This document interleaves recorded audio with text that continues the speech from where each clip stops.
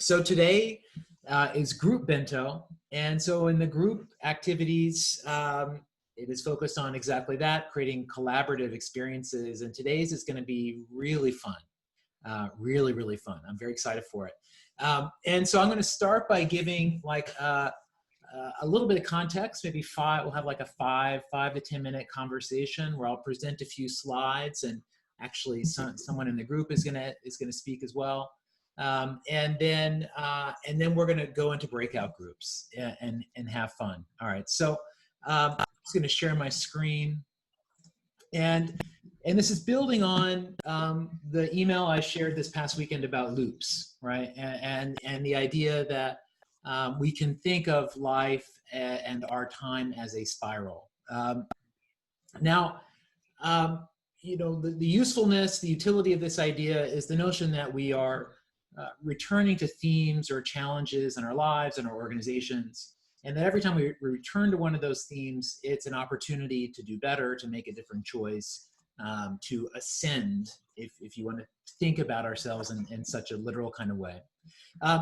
There's a really nice illustration of these kinds of loops that you can take even to a more atomic, microscopic level, as James Clear does, the writer James Clear does in his book Atomic Habits, of thinking of these loops as sort of like a series of steps we go through. Something triggers us, we have a desire, we respond to get a reward, and there are these smaller loops that we function within. And I think this same sort of loop happens on like larger life scales of relationships. It can also happen on these, more minute moments. And this past week is interesting because I've seen a few ways that these loops have been disrupted. Loops that we're familiar with have been disrupted. There's been a lot of press recently about like two particularly hot new products. One called Clubhouse, an invite-only audio conversation app. Another, Hey, what had been an invite-only email app. And so like exclusivity and this sort of hype has become once again, just a part of the playing field in tech and in popular culture. And so in the midst of this moment that's really at its height right now, last week suddenly this strange symbol started trending on the internet. And I'd seen this symbol, but I actually only first really learned about it in a piece that Mario wrote and shared in the group Slack. And I'd like to ask Mario, do you want to just talk about what this is and share people some context on this and why it's interesting? Yeah, happy to, as briefly as I can. So uh, essentially, this thing called Eye Mouth Eye, or It Is What It Is, it went by both names, was an app, or so people thought, that was suddenly trending on Twitter because people were changing their bios on Twitter to include this symbol, this Eye Mouth Eye. And people were first of all wondering, what is this I'm suddenly seeing in everybody's bios? Which itself is a trend that took off from TikTok called step chickening, where influencers would try to get their followers to put a symbol or like an obscure term in their bios or in their names to show that they're part of the family or they're part of the club, to like signal to the tribe they're in. And so what happened is this group deliberately started leaking artifacts or screenshots of what apparently was this groundbreaking app that made Clubhouse, like one of the apps that Yancey just mentioned, look primitive in comparison. And people were like, losing their minds over how incredible this supposedly was, the people who said they had access. And as a result, people really desperately wanted to have access to it because they would see these screenshots. There was a wait list. Nobody could get in. Whenever you would ask about it to be like, what is this thing? The only thing that they would reply with was this emoji or the phrase, it is what it is, or some version of it. Like if you said something that the group didn't agree with, they'd say, this is not what it is. And that's all. So just keep building mystery. And because it was all for a good cause, which I'll round off the explanation now, sorry, Jans, if I'm talking too much, they were able to get a lot of actual influencers, like big tech writers and people who are very well respected, to go along with it and say that this was indeed like you know, a groundbreaking app. So people have really believed it. And so long story short, they had this really silly website up.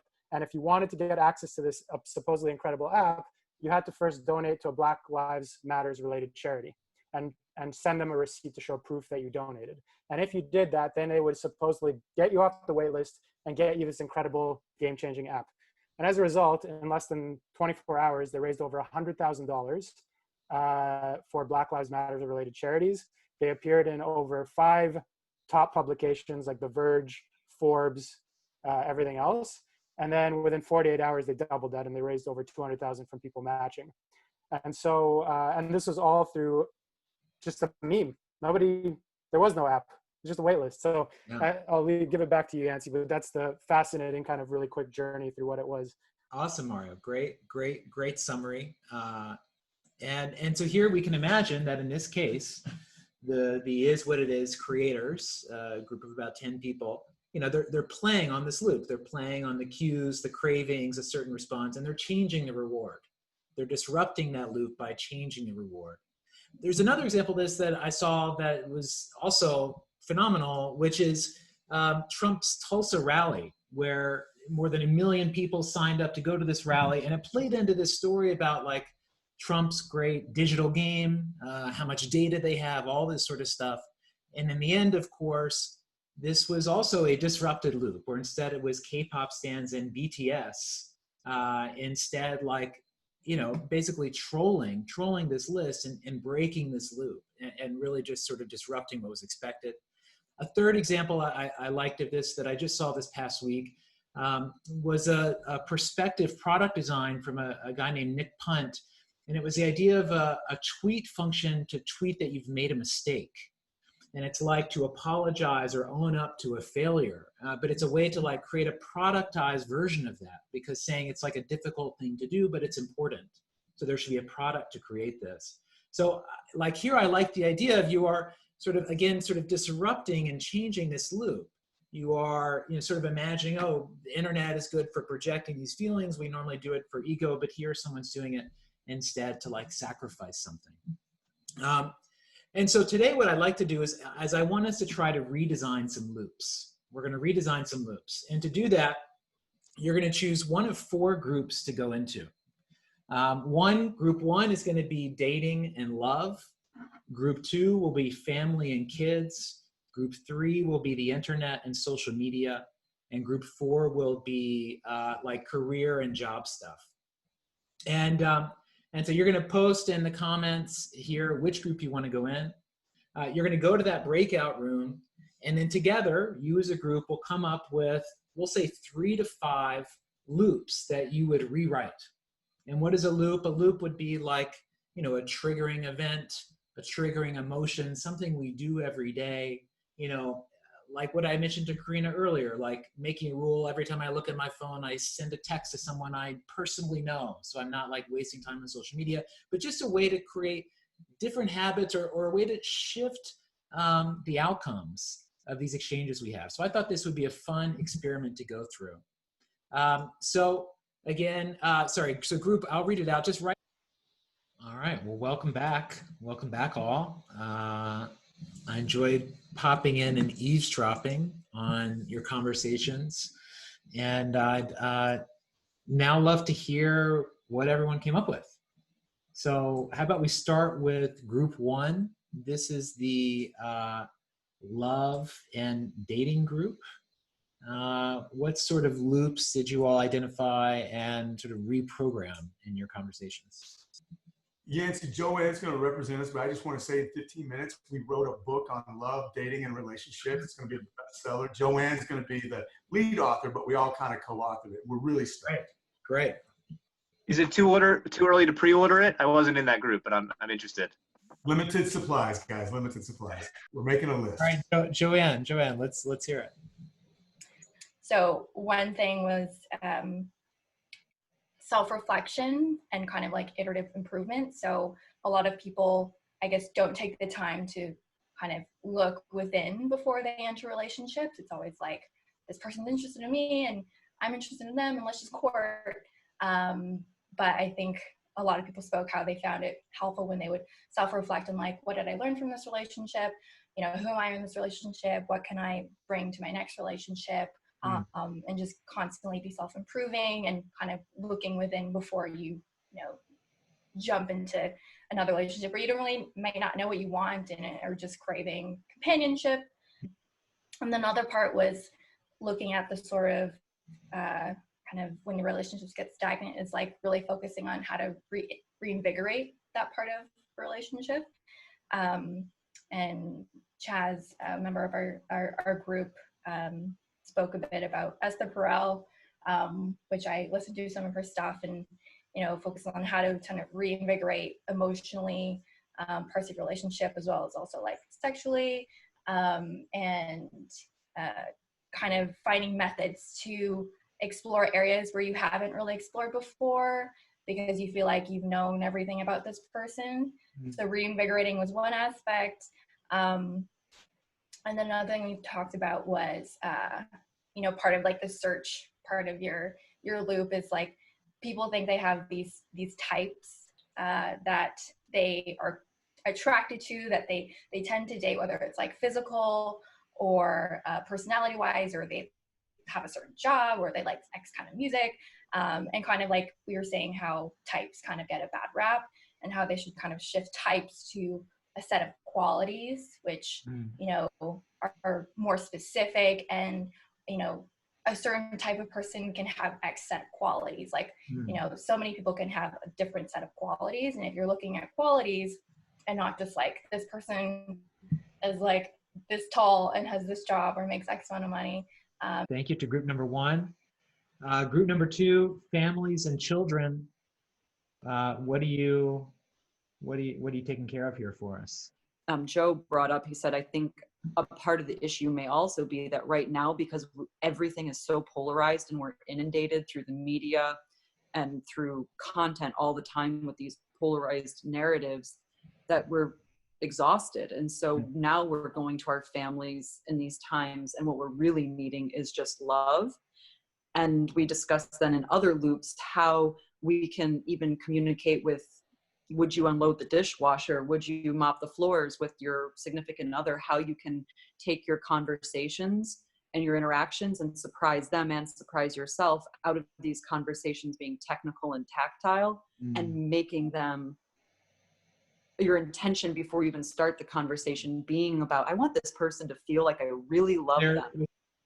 Well, yeah, Meredith really, I was the one who said it first, is that if you started out by assuming that the reward of any conversation in your family unit is to make sure that they know how much you love them, then it takes even tactical conversations about who's going to empty the dishwasher, and could potentially change it in a really interesting way. I don't know that we came up with the exact sort of formula as to how you would do that. Yeah. But I think it's something really interesting around, you go in, and Meredith's point was, if that was consciously my reward, I would probably listen more.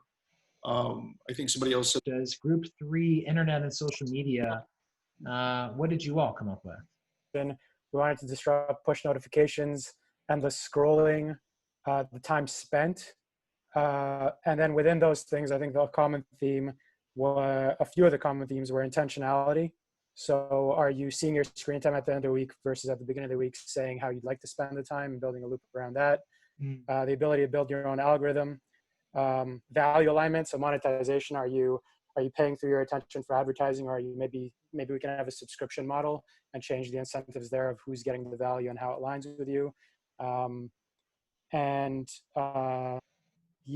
the rewards. So like, how do we incentivize behavior? So is it just likes and things related to your ego, or can we reward people with good behavior? And for example, maybe you make a comment that gets people who are usually on the other side of the political aisle to appreciate it. Maybe that gets you extra rewards for your contribution. So last group four, careers and organizations.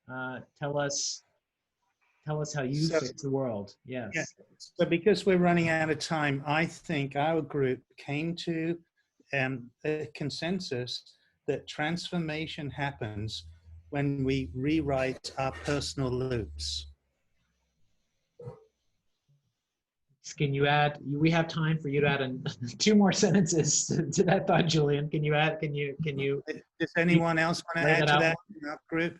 Yeah, Well- so I think the thing that I would add is that I think we all agreed that these cravings and these impulses, they tend to be hard to identify.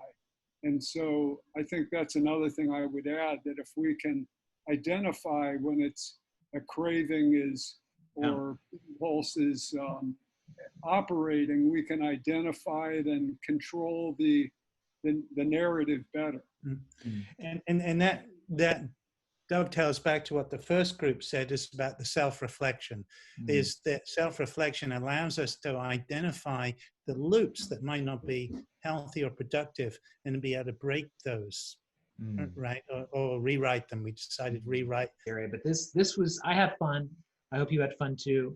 And please, like, if you have reflections, put them in the Slack. Like I always like love hearing how these events go for you.